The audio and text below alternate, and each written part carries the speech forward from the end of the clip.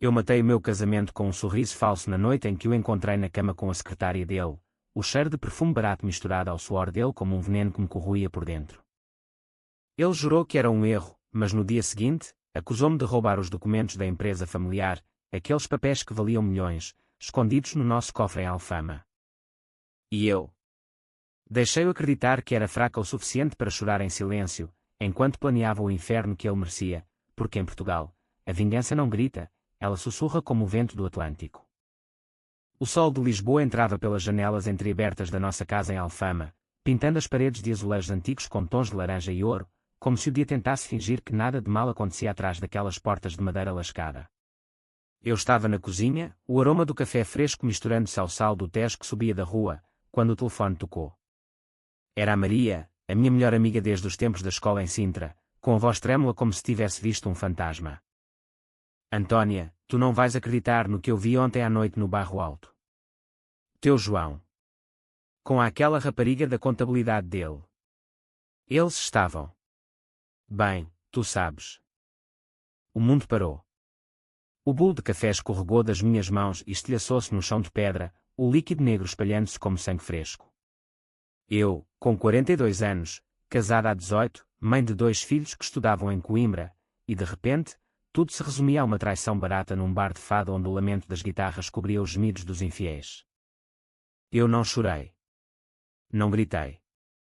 Em vez disso, peguei no telemóvel e enviei uma mensagem para o João: volta para casa cedo. Temos de falar dos miúdos. Ele respondeu com um emoji de coração: o idiota. Enquanto esperava, sentei-me à mesa de carvalho que herdámos da avó dele, as mãos tremendo não de raiva, mas de uma frieza que me subia pela espinha como um nevoeiro matinal de Cascais.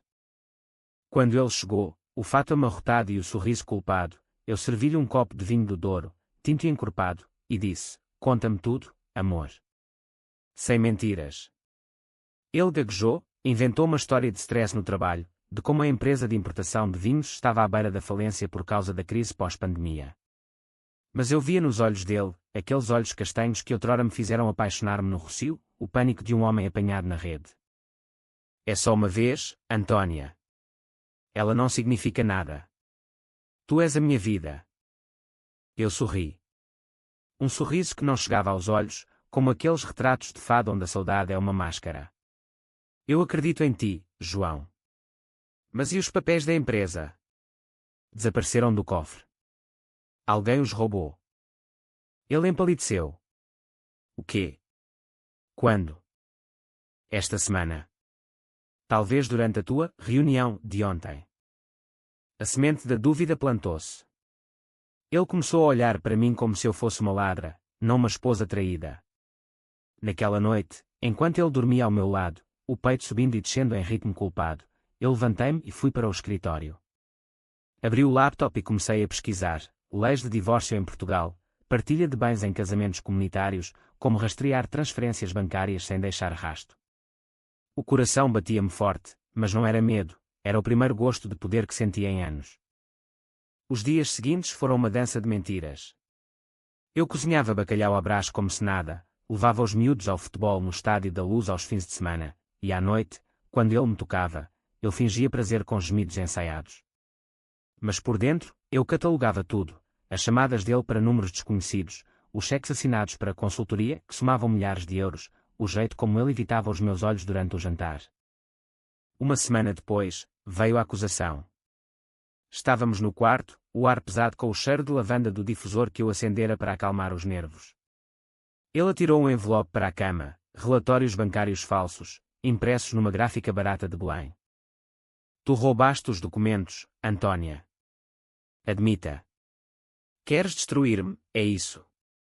Depois de tudo o que eu fiz por ti. Eu ri. Um riso baixo, gutural, que o fez recuar. Destruir-te? João, eu sou a tua mulher. Mas se queres acreditar nisso, vai em frente. Chama a polícia. Vê se eu me importo. Ele não chamou. Em vez disso, contratou um advogado, o mesmo tubarão que defendera o pai dele num escândalo de evasão fiscal nos anos 90.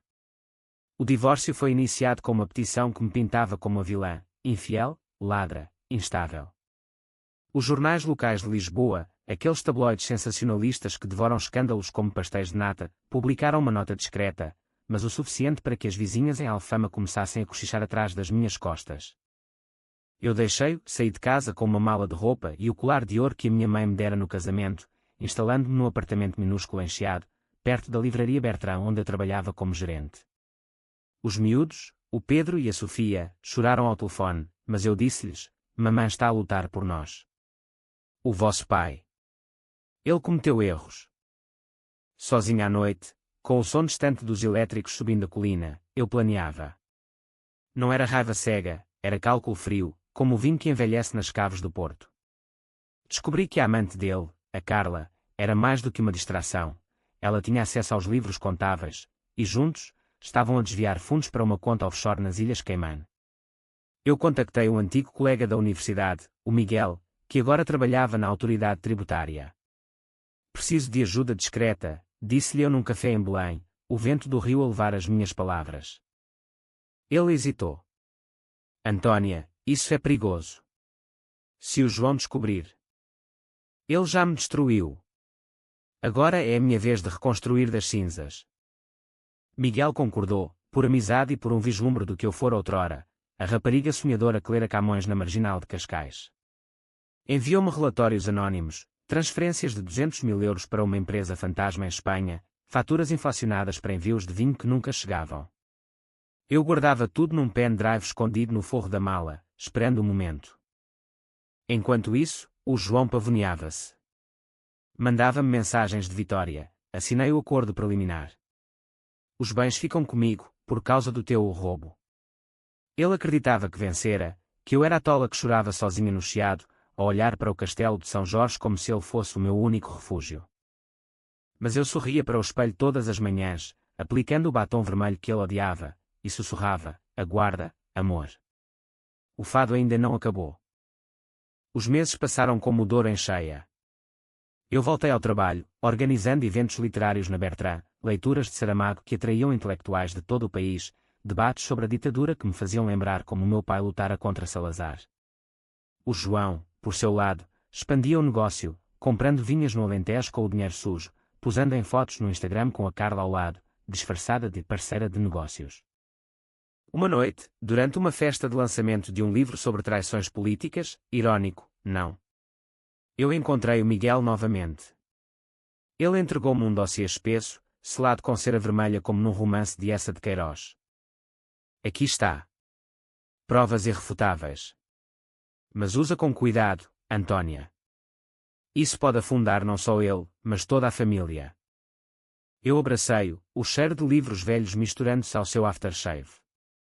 Obrigada. Por ver quem eu sou de verdade. De volta ao apartamento, abri o dossiê à luz da lua que entrava pela janela, iluminando as páginas como confissões num tribunal de Fátima. Havia e-mails, extratos bancários, até gravações de conversas onde o João ria da burra da Antônia, que ele deixara para trás. O meu estômago revirou, mas as lágrimas. Não. Em vez disso, uma determinação de granito, como as falésias da Costa Vicentina. Comecei a contactar aliados improváveis. A cunhada do João, a Inês, que sempre me invejara mas odiava a Carla por ser uma oportunista de Setúbal. Encontrei-me com ela num convento em Mafra, o eco dos monges cantando ao fundo. Ele está a destruir tudo, Inês. Incluindo o legado do teu pai. Ela hesitou, os dedos brincando com o rosário. E tu? O que queres em troca? Justiça. E talvez um pouco de vinho do Alentejo para mim. Ela riu, um som seco como o corcoeiro das planícies. Feito. Com a Inês do meu lado, vazámos rumores discretos para os fornecedores do João, histórias de dívidas não pagas, de vinho adulterado. As encomendas caíram 30% em 2 semanas. Ele ligou-me furioso: o que estás a fazer, tua maluca? Estás a sabotar-me. Eu respondi com voz doce: João, eu só estou a viver a minha vida. Como tu. Ele desligou, mas eu ouvi o tremor na voz. O primeiro creque na armadura dele. Enquanto isso, os miúdos regressaram para as férias de verão. O Pedro, com 16 anos e o fogo da adolescência, confrontou-me no terraço do apartamento, o skyline de Lisboa a brilhar com as luzes do aqueduto. Mãe, o pai diz que tu roubaste tudo. É verdade.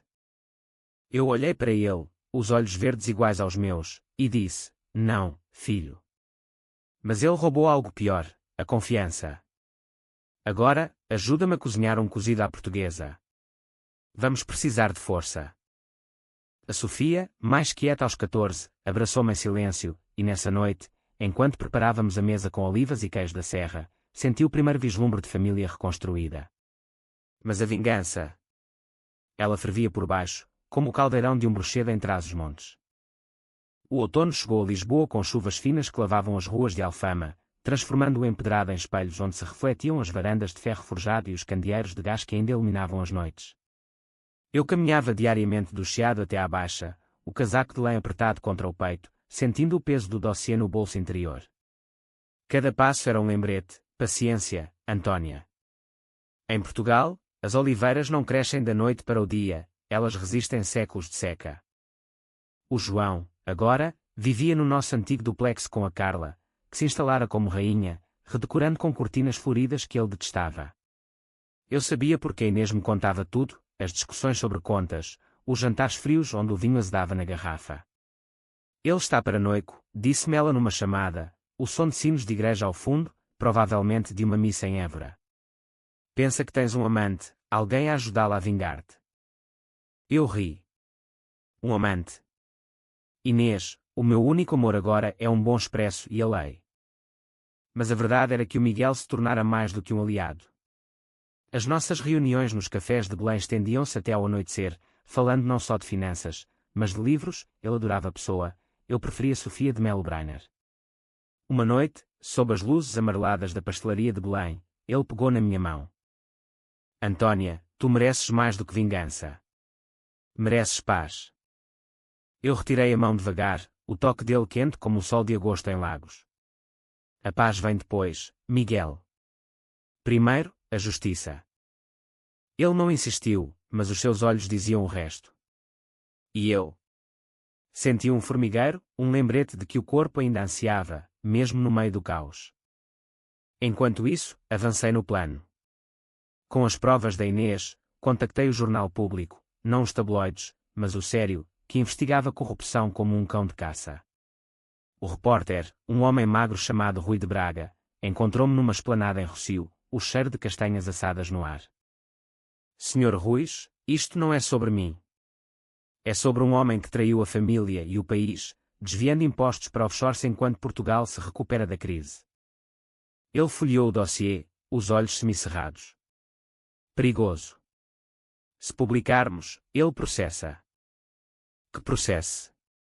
Eu tenho mais. Deixei com cópias anônimas, e 2 semanas depois, o artigo saiu, escândalo no setor do vinho, empresário lisboeta acusado de evasão fiscal. Não mencionava nomes ainda, mas as fotos de vinhas no Alentejo eram inconfundíveis. O João ligou-me em pânico, a voz rouca como se tivesse fumado um maço inteiro. Tu. Foi tu, não foi? Maldita, vais pagar por isto. João, eu nem leio jornais. Mas se calhar devias consultar um advogado melhor. Ele gritou obscenidades que ecoaram no meu telemóvel, mas eu desliguei e servi-me um copo de Porto Tawny, o doce amargo na língua como um beijo de despedida. Os efeitos foram rápidos. Fornecedores cancelaram contratos, bancos congelaram linhas de crédito. A Carla, a serpente, abandonou o navio, vi fotos dela num trem para Porto, malas às pressas, postadas por uma amiga em comum. O João, sozinho agora no duplex vazio, começou a beber mais, os fins de semana no Golfo de Cascais substituídos por noites solitárias em bares de fado em Alfama, onde cantava modinhas de perda como se fossem hinos.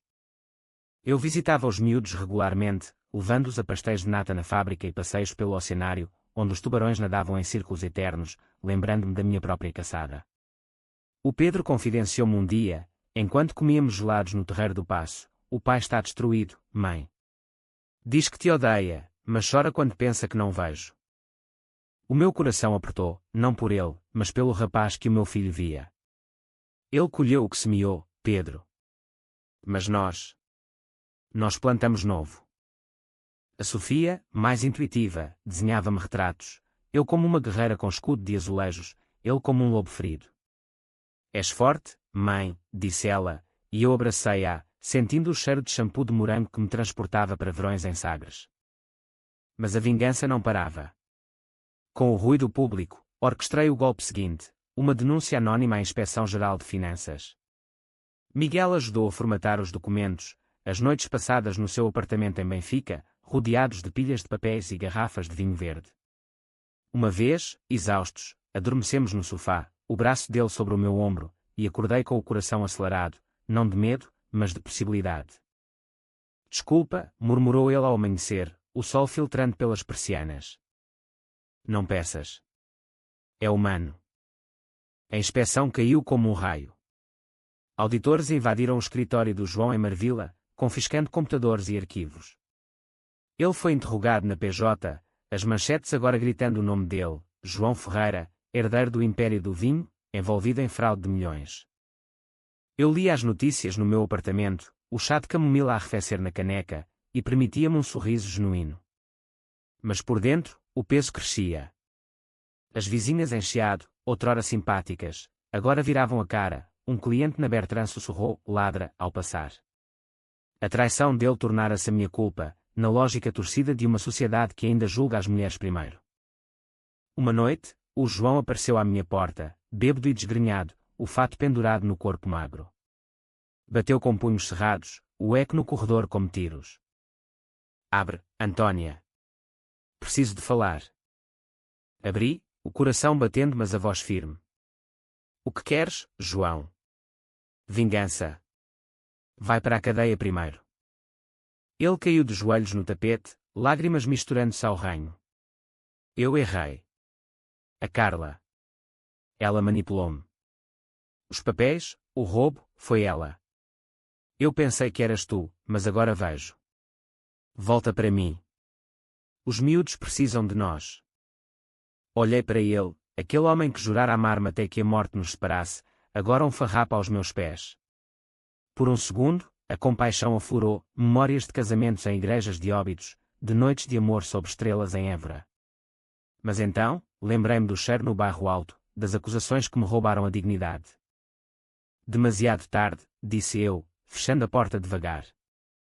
Tu venceste, lembras-te? Agora vive com isso. Ele soluçou do outro lado, mas eu trancaria e liguei para o Miguel. Vem cá. Trago vinho. Naquela noite, pela primeira vez em meses, fizemos amor, lento, exploratório, como se redescobríssemos o corpo um do outro sob o luar de Lisboa. Não era vingança, era renascimento. Mas o plano? Ele continuava, porque a justiça não perdoa. Os dias seguintes foram um turbilhão. O João foi formalmente acusado de fraude, a fiança de 500 mil euros paga pela família, mas o negócio em ruínas. Ele vendeu as vinhas do Alentejo por uma fração, o dinheiro mal cobrindo dívidas. Eu, ironicamente, herdei parte através do acordo de divórcio. Os juízes, vendo as provas que o Rui publicara, inclinaram a balança para mim. És livre agora, disse o meu advogado num café em A Brasileira, o retrato de Fernando Pessoa a observar-nos. Livre? Ou só no início da corrida? Ele sorriu. Ambas. Mas a liberdade tinha o seu preço. Os miúdos mudaram-se para mim permanentemente, o Pedro rebelde com o pai ausente, a Sofia fechando-se em conchas de silêncio. Eu contratava terapeutas, mas as noites eram minhas, insônias onde revivia a traição em loop, o coração apertado como um novelo de lã. E o João? Ele tentava reconstruir, abrindo uma pequena loja de vinhos em Setúbal, longe dos holofotes. Mas os fantasmas seguiam-no. Uma carta chegou um dia, escrita à mão, perdoa-me, Antónia. Eu era cego. Queimei-a na lareira do apartamento, as chamas dançando como fadistas em êxtase. O inverno de 2025 caiu sobre Portugal com uma fúria rara, nevões no norte que bloquearam as estradas para o Porto, e em Lisboa, um frio úmido que penetrava os ossos como a saudade de um imigrante. Eu acordava cedo, o vapor do chá de erva doce subindo da chávena enquanto via os miúdos dormirem nos quartos adjacentes, o apartamento encheado agora um lar improvisado com posters de viagens que sonhávamos fazer, Algarve, Açores, talvez até Brasil. O divórcio finalizara em novembro, num tribunal em Alcântara onde o juiz, um homem de barba grisalha e olhos cansados, ditou a sentença com voz monótona. A senhora Antônia recebe 60% dos bens líquidos restantes, dada a evidência de má-fé por parte do réu. O João, sentado do outro lado, não contestou, baixara a cabeça, os ombros curvados como um pescador derrotado em Aveiro. Saí dali com um cheque e um vazio no peito. Não era triunfo, era o fim de uma era, o cheiro de jasmim do nosso jardim em Alfama agora uma memória distante. No caminho de volta, parei na Feira da Ladra, comprando bugigangas, um colar de conchas de sagres para a Sofia, um livro antigo de contos populares para o Pedro. Para nos lembrarmos das raízes, disse-lhes eu ao chegar, e eles sorriram, mas vi o cansaço nos olhos deles. O Miguel tornara-se presença constante. Jantares no Time Out Market, onde provávamos petiscos de todo o país, presunto do Alentejo, queijos da Beira, e falávamos de futuro. Queres casar de novo? Perguntou ele uma noite, o vinho tinto curando as suas bochechas. Eu hesitei, o garfo parado no ar. Casar. Depois disto. Talvez só um companheiro para caminhadas no Gerês. Ele riu, mas o beijo que se seguiu foi sério, selando uma promessa tácita. No entanto, a sombra do João pairava. Ele enviava mensagens esporádicas para os miúdos, aparece no Natal, pai.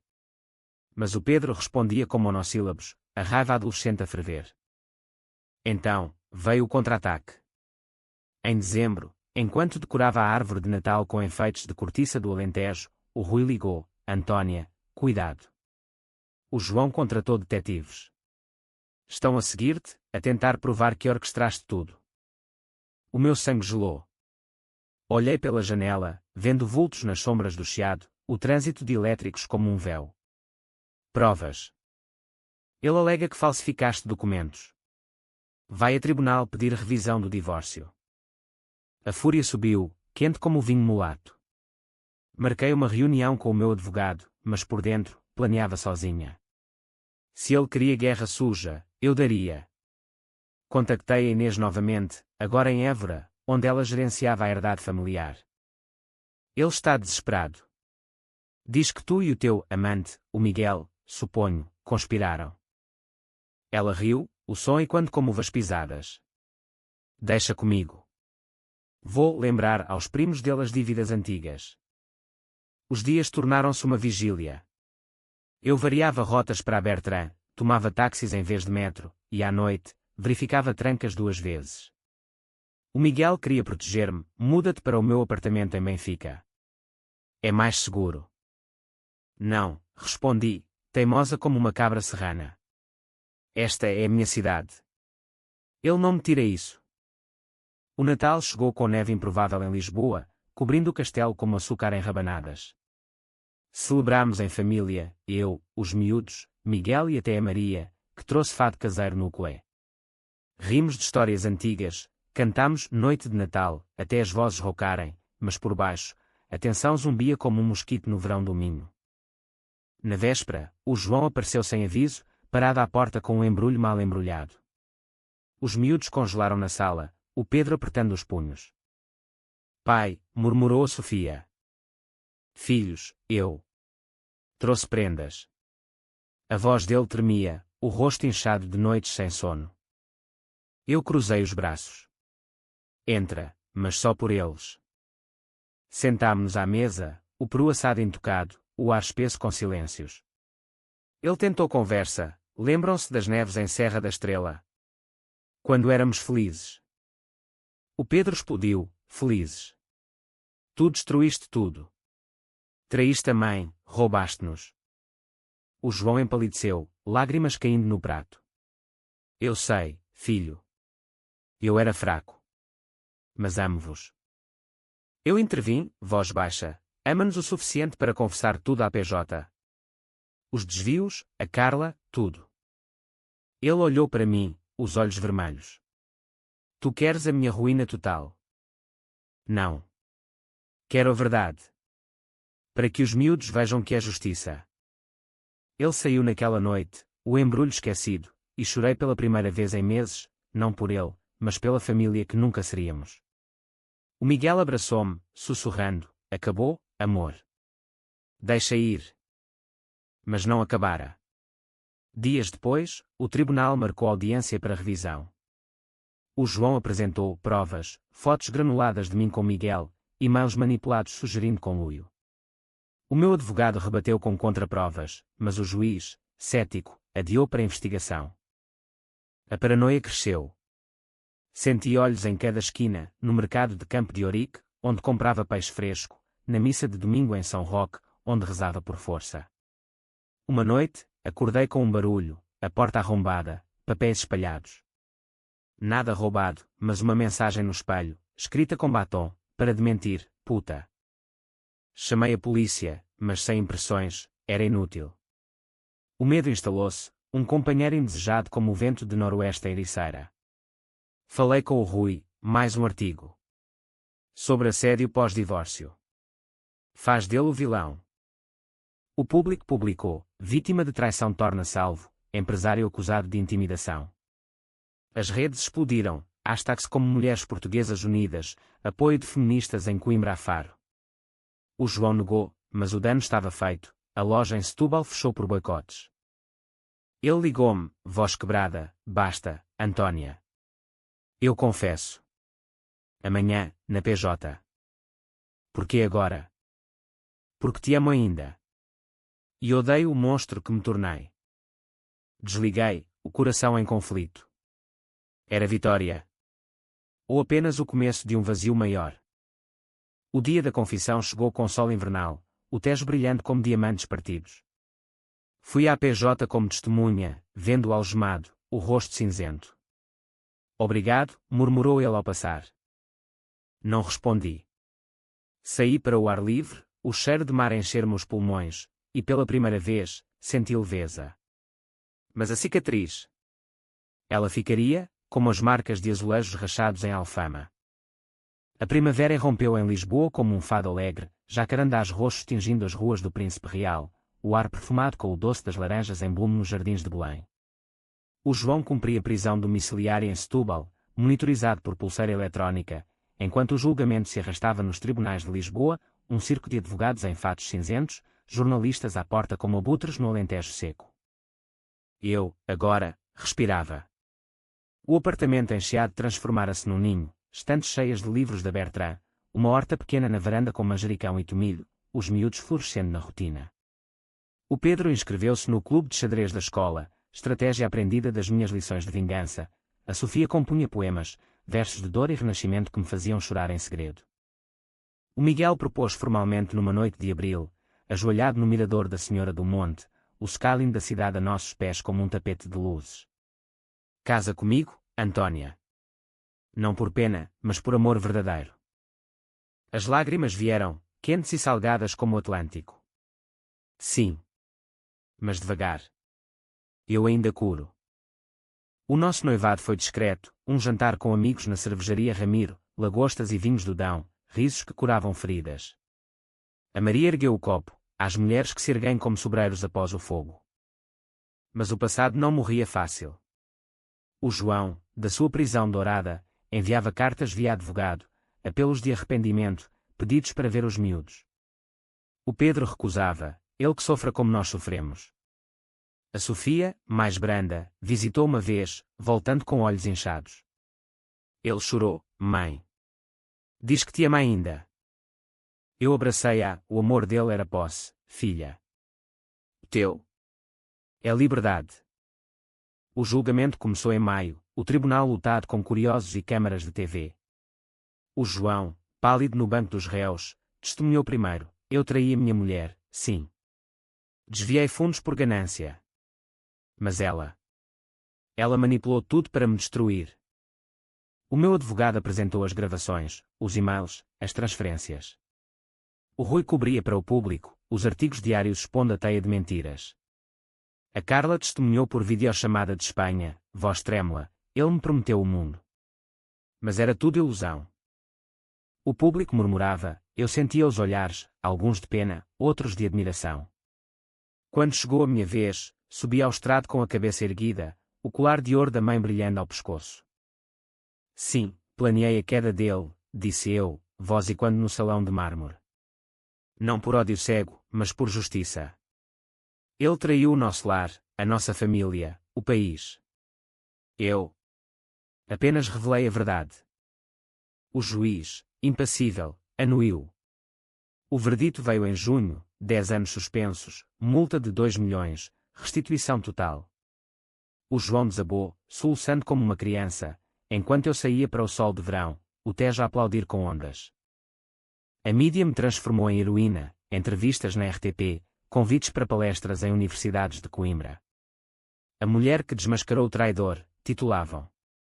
Mas por dentro, o custo pesava, noites de pesadelos onde o via na cama com ela, o estômago revirando como mar agitado em Nazaré. O Miguel ancorava-me. Passávamos fins de semana em Sintra, caminhando pelas florestas de eucaliptos, falando de sonhos, uma livraria nossa, viagens à Madeira. Uma tarde, deitados na relva do Palácio da Pena, ele confessou, temia que a vingança te consumisse. E consumiu, admiti. Mas também me forjou. Como o aço das espadas de touros em Salvaterra. O verão trouxe reconciliação parcial. Os miúdos visitaram o João sob supervisão, voltando com histórias mistas. Ele está mudado, mãe. Arrependido. Permitiram-lhe vir ao casamento, uma cerimónia simples em julho numa capela em Mafra, com azulejos contando histórias de reis caídos. Ele apareceu, magro e humilde, vestindo um fato emprestado. Parabéns, Antônia. Mereces felicidade. Olhei para ele, sem ódio agora, só fadiga. Obrigada. E tu? Aprende com isto. Ele assentiu, lágrimas nos olhos, e partiu sem drama. Na recepção, sob os arcos do convento, dancei com o Miguel ao som de fado, não de lamento, mas de esperança, violas dedilhando melodias de futuro. Mas a trama final tecia-se nas sombras. Descobri, através de um contacto na PJ, que o João planeava apelo, alegando coação. Ele não desiste, disse o oficial, um homem de bigode espesso de Leiria. A raiva reacendeu, mas controlada. Com o Rui e Miguel, preparei o golpe de misericórdia, um livro. A sombra do traidor, memórias minhas, anonimizadas mas cruas, expondo não só ele, mas o sistema que permite tais abusos. Editei na Bertrand, o lançamento em setembro lutando a loja com mulheres de todo o país. O João leu os certos na prisão e cedeu, retirou o apelo, assinou a confissão final. Basta, escreveu numa carta. Tu venceste. Eu rendo-me. Queimei a carta, mas guardei as cinzas como lembrete. Outono trouxe paz. O Pedro ganhou um torneio de xadrez, a Sofia publicou os poemas num bloco escolar. Eu e Miguel compramos uma casa pequena em Cascais, vista para o mar, onde plantámos videiras, não para vinho, mas para uvas doces. Uma noite, à beira-mar, com o Atlântico rugindo, o Miguel perguntou, arrependes-te de algo? Só de ter demorado tanto a ver a minha força, respondi, e beijámo-nos sob as estrelas, o sal no ar curando o que restava. O equinócio de outono trouxe ventos quentes do sul, carregados com o aroma de sobreiros queimados do Alentejo, e com eles, uma calmaria que eu aprendera a desconfiar. Lisboa pulsava em ritmo lento, as folhas douradas caindo nos passeios do bairro alto como confetes de um carnaval findo. A minha vida, agora, era um mosaico de rotinas reconfortantes, manhãs na Bertrand a recomendar romances de traição a clientes que piscavam o olho, tardes com Miguel a planear a livraria em Cascais, noites com os miúdos a cozinhar cataplana de marisco, o vapor enchendo a cozinha de risos. Mas o passado, como as marés de comporta, voltava sempre. O livro A Sombra do Traidor tornara-se best-seller, edições esgotadas em 2 semanas, debates na FNAC de Chiado onde mulheres partilhavam histórias semelhantes, maridos infiéis, acusações falsas, batalhas judiciais que drenavam a alma.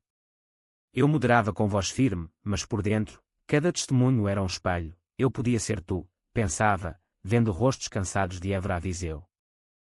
O João, libertado condicionalmente em outubro, mudara-se para uma aldeia no interior do Minho, trabalhando como apicultor, mel em vez de vinho, humildade forçada.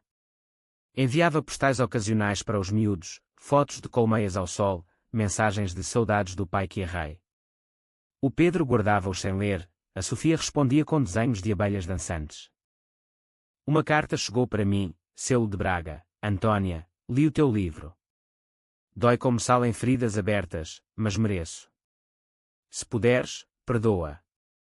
Não por mim, mas por ti. Queimei-a no jardim da nova casa, as chamas refletindo no mar, mas o perdão. Ele brotava devagar, como uma oliveira em solo pedregoso. O Miguel notava as sombras nos meus olhos. Ainda ele? Perguntou numa caminhada pela costa de Cascais, o som das ondas como um mantra. Não ele. O que ele despertou em mim, a dúvida se sou digna de paz. Ele parou, mãos no meu rosto. Tu és a mulher que transformou o veneno em elixir. Isso é dignidade.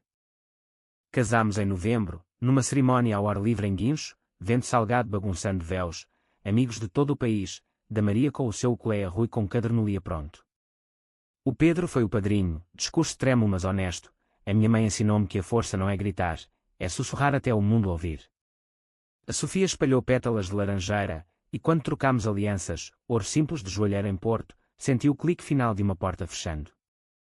A lua de mel foi em Madeira, trilhos de levadas onde a água cantava segredos antigos, e ali, entre hortênsias e o Atlântico distante, concebi. Não planeado, mas bem-vindo, um bebê aos 43, prova de que a vida renascia das cinzas. De volta, a gravidez trouxe novos desafios, enjoos matinais que me faziam rir de ironia, consultas no Hospital de Santa Maria onde médicos elogiavam a minha vitalidade de guerreira. Os miúdos citavam-se, um irmãozinho para brincar em Cascais, dizia a Sofia, enquanto o Pedro planeava lições de surf. Mas o João reapareceu no pior momento. Dezembro, eu grávida de 3 meses, recebi uma chamada da PJ, ele quer contactar-te. Algo sobre a herança familiar, a avó dele faleceu, deixando-te algo no testamento.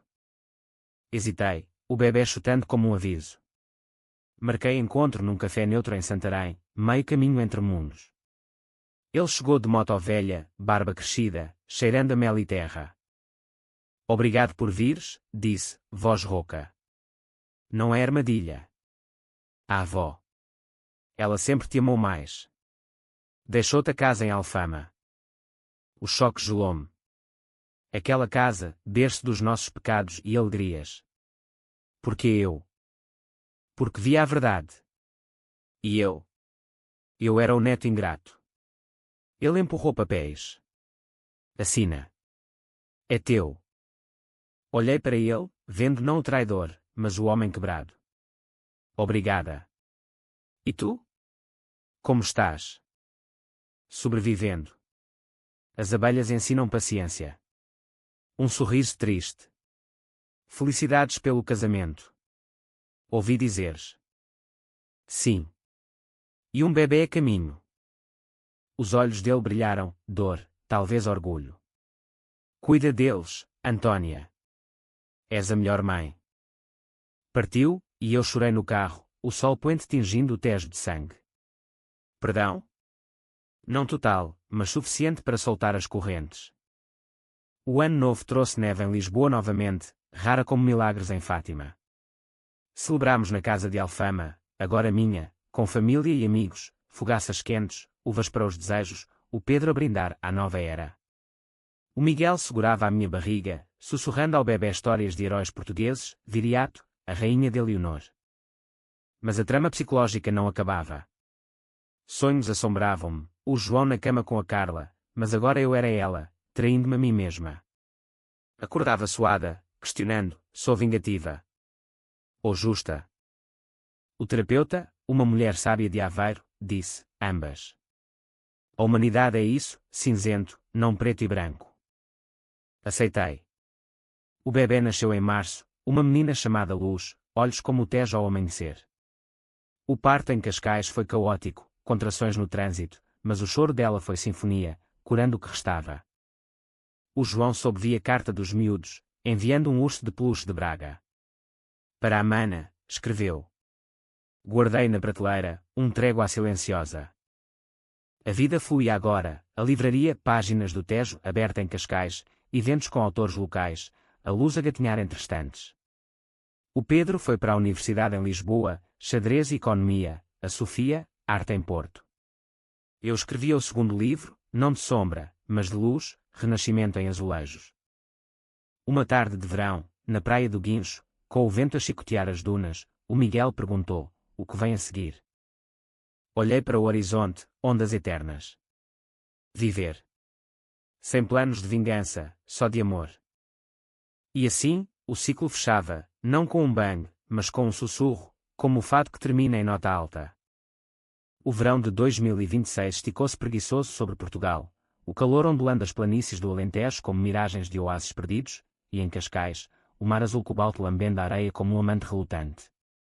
A luz tinha agora 1 ano, os caracóis loiros a dançar ao vento enquanto gatinhava na relva do jardim da nossa casa, uma vila modesta com paredes caiadas e janelas que emolduravam o Atlântico, comprada com parte da herança de Alfama vendida. Eu acordava com o sol nascente, o cheiro de pão fresco da padaria vizinha misturando-se ao sal, e preparava o pequeno almoço, ovos mexidos com chouriço, sumo de laranja de Sevilha importada. O Miguel, agora marido em todos os sentidos, beijava-me a nuca enquanto servia café. Bom dia, minha fadista. Ria, porque o fado em mim evoluíra, não mais lamento, mas celebração, como as modinhas alegres de Coimbra. A livraria prosperava, clubes de leitura sobre empoderamento feminino, workshops de escrita onde mulheres de Faro a Braga partilhavam cicatrizes e forças. O segundo livro, Renascimento em Azulejos, lançara-se com filas à porta, dedicatórias como para as que sussurram e vencem. Os miúdos visitavam fins de semana, Pedro, agora com 18, namorando uma rapariga de engenharia em Lisboa, trazendo histórias de protestos estudantis contra a corrupção. Aprendi contigo, mãe. Sofia, 16, com dreadlocks tingidos e um violão, compunha canções inspiradas no meu percurso, tocando-as ao pôr do sol na praia, das cinzas ao mar, a mulher renasce. O João. Ele estabilizara no Minho, a apicultura florescendo em mel de eucalipto premiado em feiras de Braga. Casara-se com uma viúva local, uma mulher prática de mãos calejadas por anos de lavoura, e tiveram uma filha, ironia do destino, uma meia-irmã para os meus. Contactos eram raros, postais de Natal, uma visita supervisionada no dia do pai, onde a luz o olhava curiosa, estendendo mãozinhas gordas. És parecido com ela, disse ele uma vez, voz embargada. Inocente como devia ter sido. Eu assenti, sem rancor. O passado molda, João. Mas não define. Ele partira com o abraço desajeitado, e eu sentira paz, verdadeira, como o vinho do Porto envelhecido, suave sem amargor. Mas a profundidade psicológica da minha jornada revelava-se em camadas. Terapia continuada desenterrava raízes, a morte precoce da mãe, o pai absorto em lutas políticas pós 25 de Abril, deixando-me com uma fome de controlo. A traição dele foi o catalisador, disse a terapeuta, mas a força sempre esteve em ti, como as rainhas de Avis. Aceitei. Escrevia diário à noite, sob a luz da lua cheia que banhava Cascais, palavras fluindo como o Tejo, dúvidas sobre maternidade tardia, medos de repetir ciclos, alegrias de um amor maduro com Miguel, discussões sobre livros, sexo apaixonado mas terno, planos para envelhecer em viagens pelo interior, provando queijos em Arrábida, vinhos em Douro. Uma crise veio em agosto, quando um escândalo menor, um fornecedor da antiga empresa do João processando-me por conluio, reacendeu medos. Acordei em pânico, suores frios, convencida de que o ciclo recomeçava. Miguel segurou-me, não estás sozinha. Lembra-te, tu escreves o fim agora. Com o advogado, resolvemos, calúnia comprovada, indenização paga. Mas o episódio forçou-me a confrontar, a vingança me salvara, mas quase me consumira. Comecei yoga na praia, respirações profundas com o mar, meditações em santuários de Fátima, onde rezei não por absolvição, mas gratidão. O outono trouxe colheita, a luz deu os primeiros passos na areia, rindo como sinos de igreja em Óbidos, Pedro anunciou aceitação na nova SBE, com bolsa, Sofia ganhou concurso de poesia nacional. Celebramos num piquenique em Sintra, sob as sombras de regaleiras, com amigos e família, até a Inês, agora cúmplice leal, trazendo vinhos do Alentejo. Olha para ti, disse ela, erguendo o copo. De vítima à lenda. Não lenda. Mulher comum com cicatrizes bonitas. O ano fechou com um regresso à Alfama, vendida mas visitada para um jantar de despedida. Caminhei pelas ruas estreitas, o fado ao vivo em tascas e quando, estranha forma de vida, e parei na janela onde outrora vira a traição. Nada mudara, varandas floridas, gatos preguiçosos, mas eu sim.